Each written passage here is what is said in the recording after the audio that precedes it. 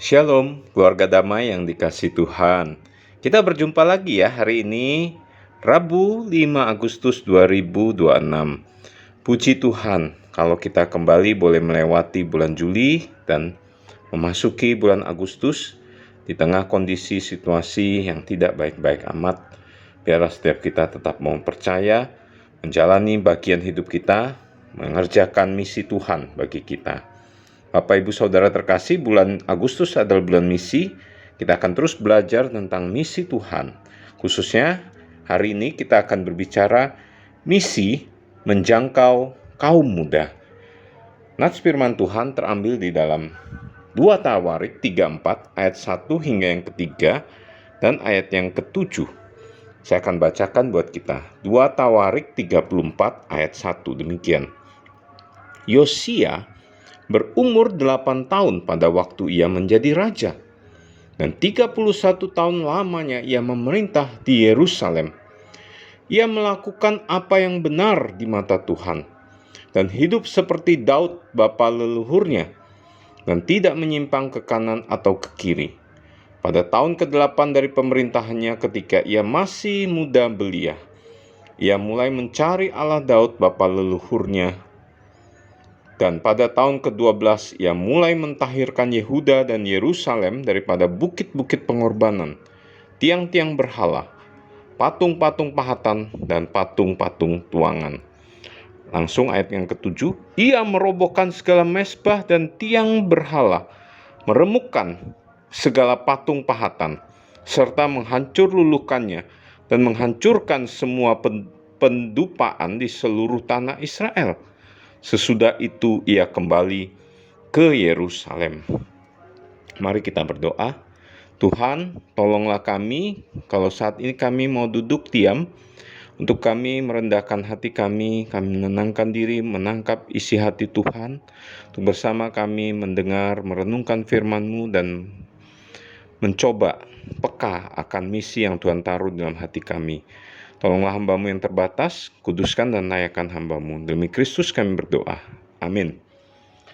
Saudaraku terkasih, kita belajar dari kitab 2 Tawarik ini, bagaimana seorang Yosia muda yang masih berumur 8 tahun, saat itu dia menjadi raja dan dia memiliki masa memerintah 31 tahun.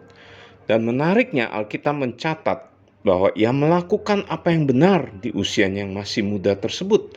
Bahkan setelah tahun ke-8 dia memerintah, artinya ketika dia berusia 16 tahun, ia sangat muda belia, ia mulai mencari Allah Daud bapa leluhurnya.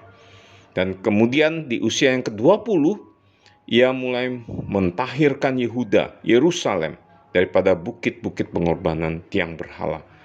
Terus apa yang dikerjakan Yosia sampai dia memerintah selama 31 tahun adalah tindakan yang berkenan dan melakukan apa yang Tuhan perintahkan untuk terus meninggikan nama Tuhan, melepaskan ilah-ilah patung-patung tiang-tiang berhala dari hadapan Allah Israel itu, agar seluruh rakyat hanya menyembah kepada Allah Yakub, Allah Abraham, Allah Ishak.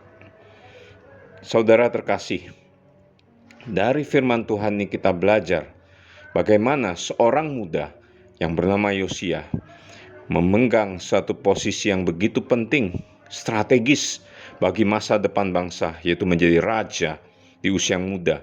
Di usia muda dia sudah menangkap akan kehendak Tuhan. Dia menangkap akan visi Tuhan untuk dia boleh mengerjakan kehendak Tuhan dalam hidupnya. Sehingga ketika dia masih memiliki usia yang masih panjang, dia boleh berkarya bagi kemuliaan nama Tuhan secara ajaib dan luar biasa. Saudaraku, ketika kita membaca firman Tuhan, biarlah kita terus memikirkan bagaimana ada sesuatu misi yang boleh kita kerjakan bagi orang-orang muda. Karena melalui orang-orang muda inilah, melalui kaum muda ini, khususnya pada saat ini kita sudah belajar minggu lalu tentang generasi demi generasi.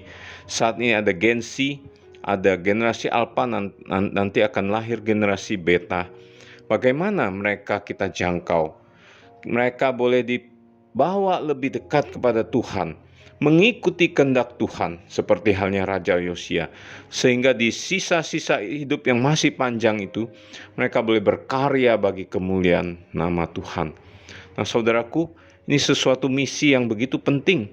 Bapak, Ibu, Saudara yang masih diberi tanggung jawab dan kepercayaan oleh Tuhan untuk melahirkan anak-anak muda, dan biarlah anak-anak muda itu boleh dididik, dibesarkan di dalam iman dan takut akan Tuhan, sehingga pada waktunya mereka boleh menjadi alat di tangan Tuhan. Saudara, saya mau menyaksikan bagaimana pergumulan hidup saya ketika saya masih di bangku kuliah. Saat itu saya bukanlah seorang percaya. Tahun 1989, di saat usia saya 18 tahun, saya kuliah di kampus Malang UB. Disitulah Tuhan menangkap saya.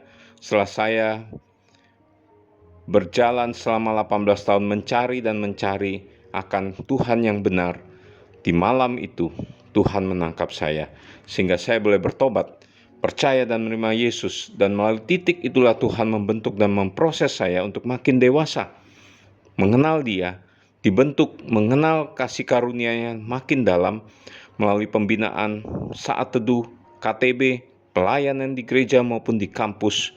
Tuhan memakai setiap metode-metode yang ada sehingga saya dipersiapkan, dibentuk menjadi anak Tuhan. Ketika saya mulai bekerja, menikah, berkeluarga, di situ penuh dengan goncangan, tantangan. Tapi puji Tuhan, karena pembekalan, karena penguatan yang Tuhan terus bentuk di usia muda saya, melahirkan seorang yang tetap setia dan berpegang erat kepada firman-Nya. Dan pada hari ini, beberapa tahun terakhir ini, Tuhan menaruh pergumulan yang sama ketika saya mengingat bagaimana di usia muda adalah usia yang begitu penting, di mana saya sudah diperlengkapi pada masa itu 30-an tahun yang lampau. Dan hari ini saya rindu untuk memiliki penjangkauan kepada kaum muda, yang mana saat ini banyak sekali pergumulan-pergumulan yang dialami. Kiranya Tuhan boleh menolong, memakai, menjadi alat di tangannya untuk boleh menjangkau lebih banyak orang muda, dipersiapkan dibawa kepada Tuhan. Mulai dari mana? Mulai dari anak-anak yang Tuhan percayakan pada saya.